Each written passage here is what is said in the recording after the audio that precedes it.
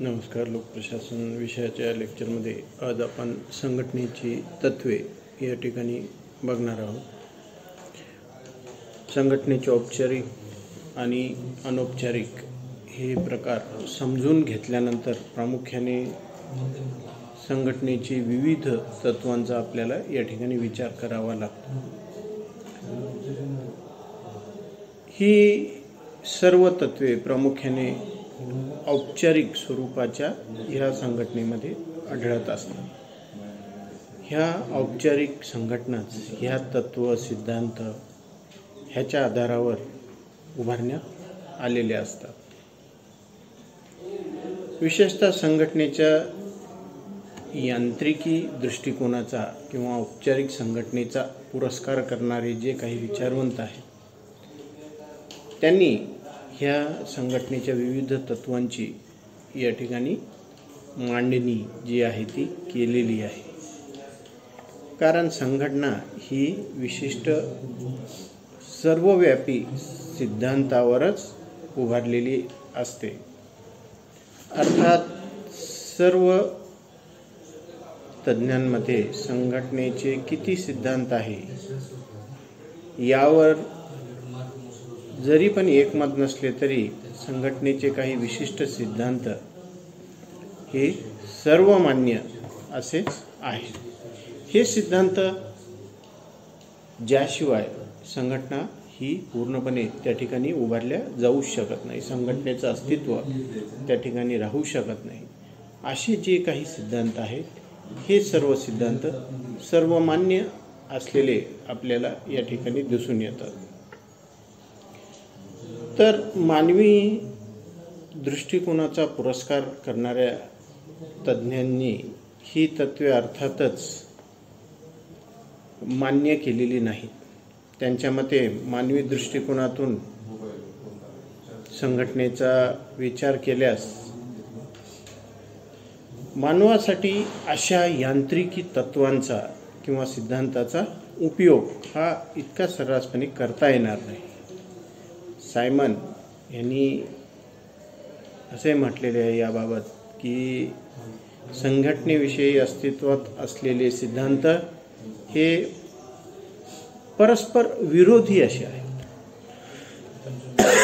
हे सिद्धांत एकमेकाला छेद देतात, हे परस्पर विरोधी असे आहेत. जसे केंद्रीकरण, विकेंद्रीकरण, आज्ञेची एकता, नियंत्रणाचा विस्तार, अशा पद्धतीने हे जे काही संघटनेचे सिद्धांत आहेत हे परस्पर विरोधी असे आहेत. याचसोबत आपण बघतो की मेरी पार्कर फॉलेट यांनी सुद्धा ह्या संघटनेच्या ह्या तत्वांवर टीका केलेली आपल्याला दिसून येते. कारण यामधून जो संघटनेचा मानवी दृष्टिकोन आहे, संघटनेची जी मानवी बाजू आहे ती बऱ्याच प्रमाणामध्ये या ठिकाणी दुर्लक्षित राहिलेली आपल्याला दिसून येते. आणि ह्या कारणातून या मानवी दृष्टिकोनाचा पुरस्कार करणारे, संघटनेला एक मानवी संघटना मानणारे जे काही हे विचारवंत आहेत यांनी या संघटनेच्या एकूण तत्व सिद्धांतांचा या ठिकाणी विरोध केलेला आहे, त्याच्यावर टीका केलेली आहे. या सर्व तत्वांना त्यांनी म्हणी परस्पर विरोधी, परस्पर छेद देणारे अशी तत्व या प्रकारे त्या ठिकाणी त्याच्यावर टीका केलेली आहे. मानवी दृष्टिकोनातून जरी ह्या संघटनेच्या तत्वांवर टीका होत असली तरीही या सिद्धांताचं महत्त्व या ठिकाणी कमी होत नाही. कारण यांत्रिकी दृष्टिकोनाशिवाय कोणतीही संघटना ही त्या ठिकाणी अस्तित्वात येऊ शकत नाही, तसेच ती त्या ठिकाणी कार्यरत होऊ शकत नाही. या सिद्धांतांच्या ज्या काही संघटना आज आपण अनुभवतो, ज्या काही संघटनेचं आपण आज अध्ययन करतो, ज्या काही संघटनेची कार्यशैलीतून आपल्याला विविध स्वरूपाचे लाभ या ठिकाणी मिळतात, सेवा मिळते, त्या सर्व संघटना ह्या यांत्रिकी संघटना असलेल्या आपल्याला दिसून येतात आणि ह्या संघटना या संघटनेच्या सिद्धांताच्या आधारावरच या ठिकाणी उभारण्यात आलेल्या आहेत. प्रामुख्याने प्रत्येक संघटनेत संघटना उभारण्यासाठी व ती संघटना कार्यरत होण्यासाठी या सिद्धांताची निश्चित प्रमाणात आवश्यकता ही असतेच. हे सिद्धांत या संघटनेच्या दृष्टीने तसेच संघटनेच्या अध्ययनाच्या दृष्टीने अतिशय महत्त्वाचे असे आहेत.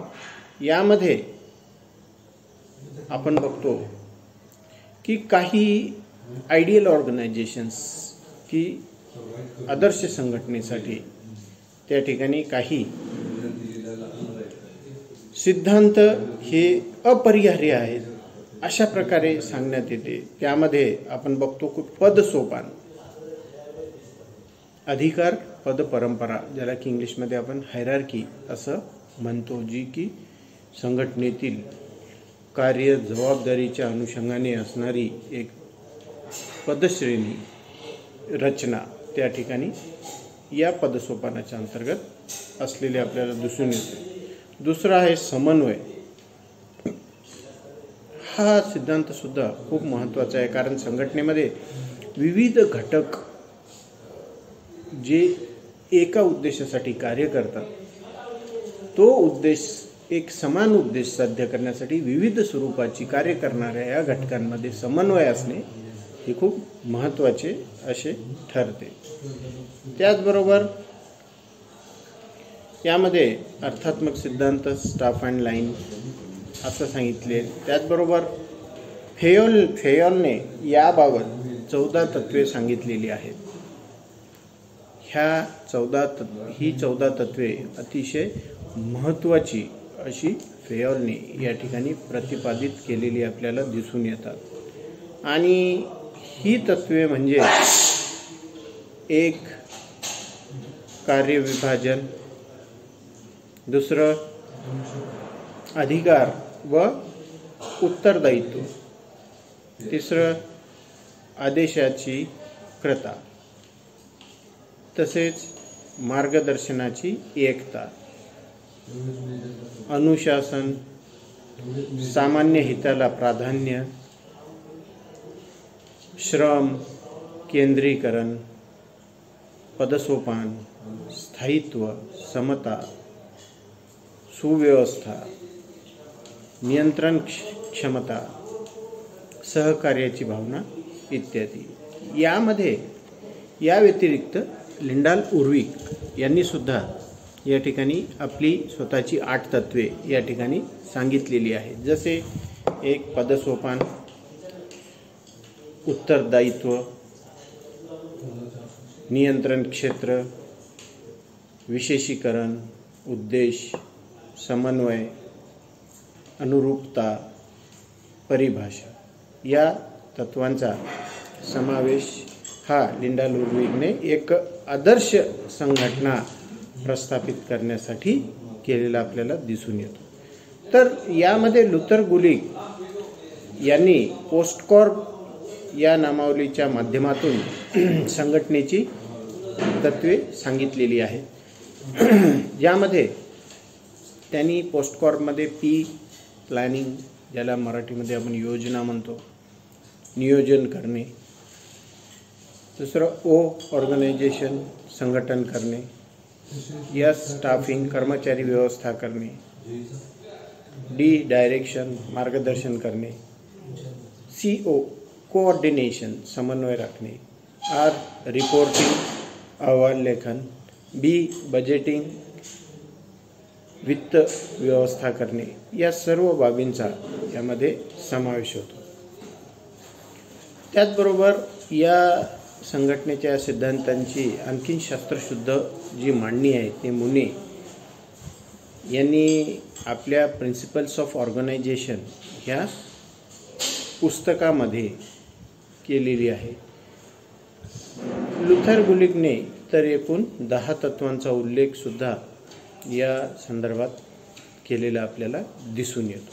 तर अशा पद्धतीने ही संघटनेचे सिद्धांत हे एक आदर्श संघटना प्रस्थापित करण्यासाठी, संघटनेला कार्यरत ठेवण्यासाठी आणि संघटनेचा जो काही सामायिक उद्देश आहे तो साध्य करण्यासाठी अपरिहार्य आहे, महत्त्वाचे आहे. यामध्ये काही या सिद्धांतांचा आपण स्वतंत्रपणे विचार पुढच्या लेक्चरमध्ये करणार आहोत. धन्यवाद.